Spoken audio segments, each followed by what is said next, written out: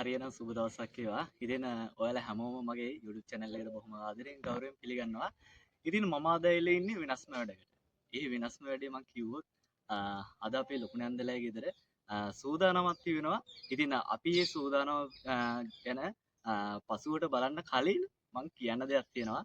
ඉතින් ඒ තමයි හෙට එළඹෙන්නේ පොහොය. ඔයාලා හැමෝම දන්නවා අවුරුද්දේ පොහොයවල් 12ක් තියෙනවා. අපේ දෙවෙනි පොහොය තමයි නවම් පොහොය. ඉතින් අපි හැමෝම ඉතින් විශ්වාසයෙන් සමරන පොහොයක් ලෙස නවම් පොහොය වැදගත් වෙනවා.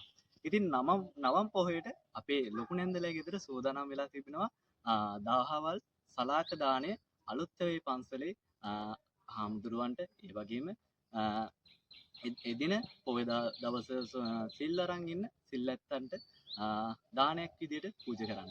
ඉතින් අපි යමු ඒ වැඩපිළිවෙල වෙන්නේ කොහොමද කියලා. මම ඔයාලට මුලින් ඉඳලා විස්තරාත්මකව මේ වැඩ කටයුතු මම ඔයාලට පෙන්නන්නම්. අපි යමු එහෙනම් මේ පැත්තට. ඉතින් නවම් පොහොයේ වැදගත්කම ලෙස මම මතක් කරොත් සරියුත් මුගලන් හිමිවරුන් වහන්සේලාගේ දිනමගේ අග්‍රස්ථානතුව පත් කරේ මේ කියන්නා වූ නවම් පුර පසළොස්වක පොහොය දිනේ. ඒ වගේම බුදුරජාණන් වහන්සේගේ සියලු සංස්කාර ධර්මයන් අත්හැරියේ මේ උතුම් වූ නවම් පුර පසළොස්වක පොහොය දිනේ. තව එක කාරණයක් ලෙස මම මතක් කරොත් ධර්ම සම්මේලනය බුදුරජාණන් වහන්සේ සිදු කරන ලබන්නේ මේ උතුම් වූ නවම් පුර පසළොස්වක පොහොය දිනය. ඉතින් මේ ආදී කරුණු බොහොමයක් මේ නවම් පුර පසළොස්වක පොහොය දිනට වැදගත් කරුණු ලෙස මම මතක් කරනවා. ලුණු මල කියන්නේ. ඔයාලා ගොඩක් අය දන්නේ නැතුව ඇති මේ තමයි ලුණු මල කියන්නේ. දුර්ලභ දෙයක්, විශේෂී දෙයක්, බොහෝ අය නොදන්නා දෙයක් තමයි මේ තමයි ලුණු මල. ඉතින් අපේ ලොකු නැන්ද ඉන්න මේ පැත්තේ ලොකු නැන්දෙන් අපි ආවිල්ලා ඉන්නේ අපේ ගම්වාසී විසිනු ඒ වගේම අපේ ලොකු නැන්ද විසින් සූදානම් කරලා ලැබුණු හිට උතුම් වූ නවම් පසළොස්වක පොහොය දිනේ සලාක දාන පූජා කිරීමේ වැඩ කටයුතු සූදානම් වෙන තැන තමයි අපි මේ ඇවිල්ලා ඉන්නේ. ඉතින් එන්නකෝ අපේ නැන්දලා සූදානම් වෙලා ඉන්නවා හෙට දහවල් සලාක දාණය සූදානම් කිරීමේ පිළිවෙලත් එක්ක. ඉතින් අපි වැඩ කටයුතු දැනටමත් අපි ආරම්භ කරලා තිබෙනවා. අපේ ගම්වාසීන් අපේ පවුලේ අය සූදානමින් ඉන්නවා හෙට දවසේ සලාක දාණය පිළියෙල කිරීමට දැනටමත් අපි වැඩ කටයුතු ආරම්භ කරලා තියෙනවා.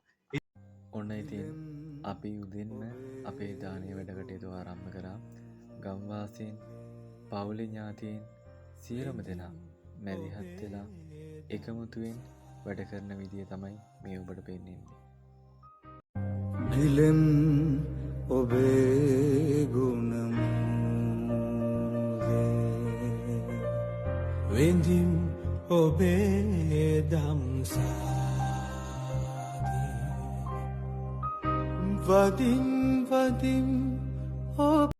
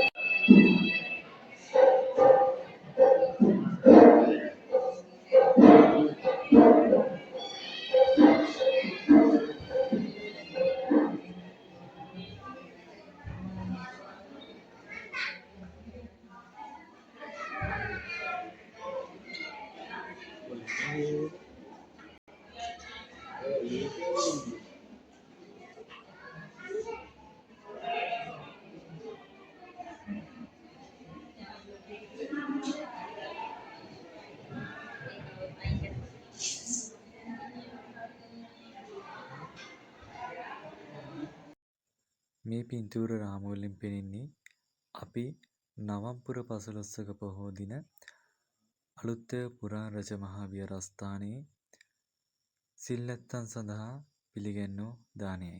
ඉතින් කොච්චර මහන්සි වී වැඩ කරත් එකමුතුවයි සහයෝගයයි සමගියයි තියෙනවා නම් කරන්න බැරි දෙයක් නෑ. ඒ හැම දෙයක්ම පින්තූර රාමුවලින් පේනවා ඔයාලට. ගිලෙම් ඔබේ ගුණමුදේ වෙඳිම් ඔබේ දම්සා හරි එහෙනම් ඔන්න අපි දාන පිළිගන්නලා ඒ වැඩසීලෝදේ ඉවර කළා. නැවතත් නිවෙස් බලා යන ගමන් තමයි ඉන්නේ.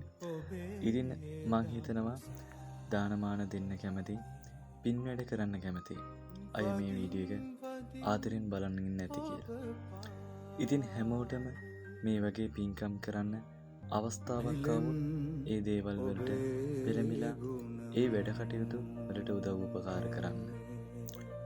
ඇත්තටම කියන්න ඕන මේ වැඩ කටයුතු සඳහා රැයත් දවාලක් නැතිව උදව් උපකාර කරපු අලුත්ව ගම්වාසීන් සියලුම දෙනාටත් ඒ වගේම විශේෂයෙන්ම කියන්න ඕන මගේ පවුල ගැන.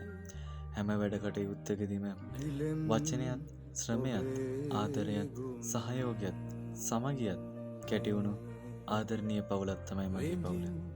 ඔයාලගේ පවුලත් එහෙම ඇති කියලා මං හිතනවා. හරි එහෙනම් මේ රූප රචනාව මම මෙතනින් සමාප්ත කරන්න තමයි මේ සූදානම. වීඩියෝ එකේ අඩපාඩු ඇති ඒවත් යටින් අදහසක් හැටියට දාගෙන යන්න කියලා මතක් කරනවා. කරන ගමන් ඔයාලා හැමෝටම ජයග්‍රාහී සුබ දවසක් කියලා මම ප්‍රාර්ථනා කරනවා. ගිහින් එන්නම්. නැවතත් අලුත් වීඩියෝකින් හමු වෙන්නම්. එතකන් ඔයාලා හැමෝටම සුබදායි දවසක් වෙන්න කියලා මං හදවතින් ඔයාලා හැමෝටම ප්‍රාර්ථනා කරනවා. දිලෙම් ඔබේ ගුණමුදේ වෙඳිම් ඔබේ දම්සාදී වදින් වදින් ඔබ පා